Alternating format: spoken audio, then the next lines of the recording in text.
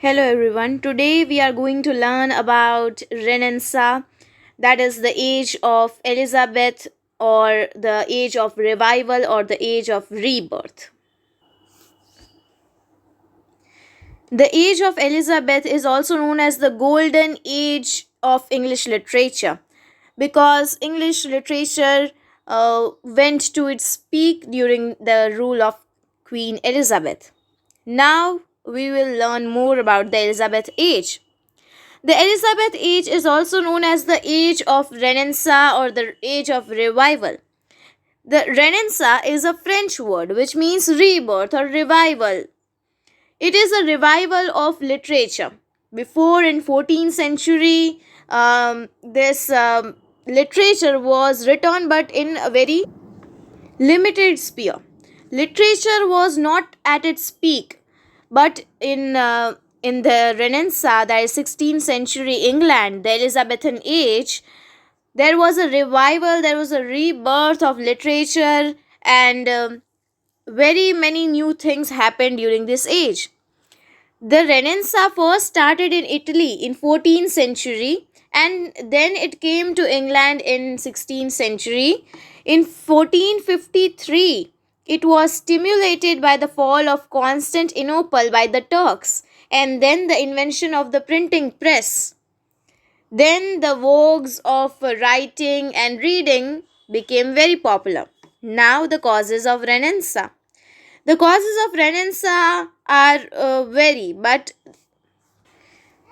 vast, but we are concerned only about the six important causes which was the reason why Renaissance began. The first one is the printing press.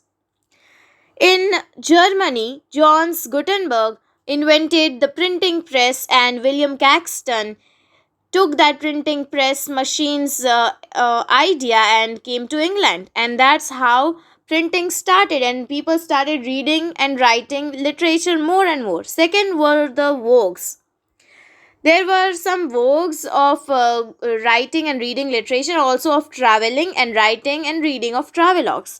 Third was nationalism. There was a spirit of nationalism in the whole entire Europe and especially in England because England won a battle against Spain during the rule of Elizabeth.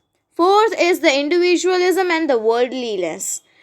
This was the time period when the English people started realizing of their individualism. They started exploring the world. They started gaining wealth and money by their colonization started in 16th century. And their first colony was in America. Then astronomical discoveries, very many discoveries were happening in the world.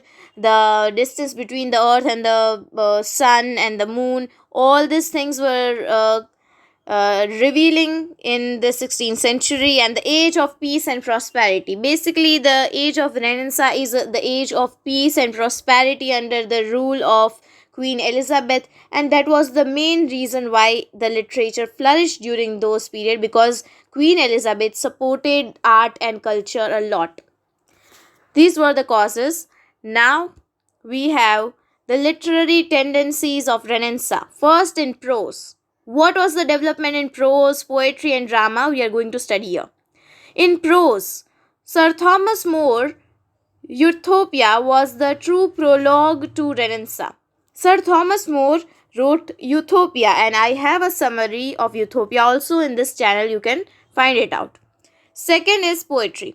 Sir Thomas Watt and Henry Howard brought sonnets from Italy. Then we have great poets like Spenser, Shakespeare, Philip Sidney in this period.